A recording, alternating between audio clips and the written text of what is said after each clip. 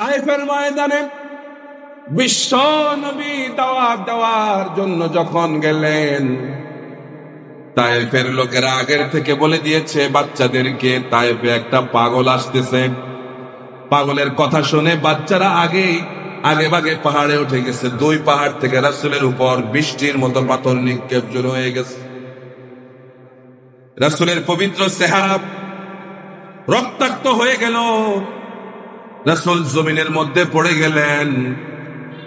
কাফেররা আবার রাসূলকে সেখান থেকে উঠালো, উঠায়া আবার হাঁটালো, আবার পাথর নিক্ষেপ শুরু হয়ে গেল। আবার রাসূল জমিনের মধ্যে পড়ে গেলেন। তৃতীয়বারও তারা রাসূলকে আবার উঠায়া আবারও হাঁটালো, আবারও পাথর নিক্ষেপ করলো। রাসূল এইভাবে করে কপালের মধ্যে হাত লাগায় দেখতেছে, হাতের মধ্যে রক্ত। রাসূল বলতেছে, এই জাতির কল্যাণ কিভাবে হবে যে জাতি তাদের নবীর চেহারা রক্ত দিয়ে লাল বানায় ফেললো। ফেরেশতা জিবরাইল এসে বলল, ইয়া রাসূলুল্লাহ, ইয়া হাবিবাল্লাহ,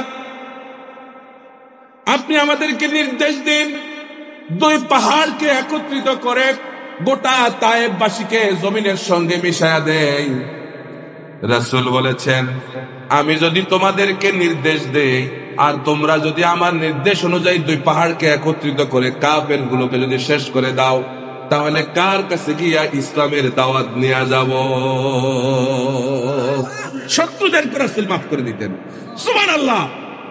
রাসূল কষ্ট সহ্য করতে না পেরে পাশে ছিল আঙ্গুরের বাগান, সেখানে গিয়ে ঢুকলেন। আঙ্গুরের বাগানে একজন কর্মচারী ছিল, নাম ছিল আদ্দাস। আদ্দাস দৌড়ে এসে রাসূলের এই অবস্থা দেখে একজন বিধর্মী 1 গ্লাস আঙ্গুরের রস দিয়ে রাসূলকে দিলেন। বললেন, আপনি কি আগন্তুক চিনি না, এই 1 গ্লাস আঙ্গুরের রস পান করুন। রাসূল আঙ্গুরের রস পান করার সময় বললেন, বিসমিল্লাহির রহমানির। এই শব্দ আদ্দাস জীবনও শুনে নাই। আদ্দাস বলতেছে, ওহে, আপনি কোথা থেকে এই শব্দ বললেন? এই শব্দ তো আমি জীবনে শব্দের সঙ্গে আমার পরিচিতি নাই। রাসূল বলেছেন, তোমার বাড়ি কোথায়? বলে, আমার বাড়ি সিরিয়াতে। সিরিয়াতে তো আমাদের একজন ভাই ছিল, হযরত ইউনূস আলাইহিস সালামের এলাকার লোক ছিল আদ্দাস। আদ্দাস রাসূলের এই অবস্থা দেখে, এই মনোমুগ্ধ করে পরিবেশ দেখে হযরত আদ্দাস রাদিয়াল্লাহু তাআলা আনহু রাসূলের উপর ঈমান এনে মুসলমান হয়ে গেছে। এই তায়েফে শুধু একজনই মুসলমান হয়েছে, সেই আদ্দাস। তাহলে রাসূল শত্রুদের সঙ্গে কি উত্তম আচরণ করতেন। রাসূল ছিলেন সকলের নেতা ছিলেন তিনি। আর তিনি একমাত্র আদর্শ এই কারণে, আমাদের দেশের নেতারা কোন রকম যদি ওয়ার্ডের একজন প্রেসিডেন্ট হইতে পারে, সভাপতি হইতে পারে, ওরে বাবারে, কোন আর জ্বালা এলাকায় হাঁটা যায়নি। কথা বলেন না কা? উনি বিশ্ব টয়লেট বিষয়ক কি সম্পাদক, বিশ্ব টয়লেট। ওরে বাবারে, বিগত 16 বছরে আমরা দেখছি এখনো নাক টিপ দিলে আপনার কি পড়ে, পানি পড়ে।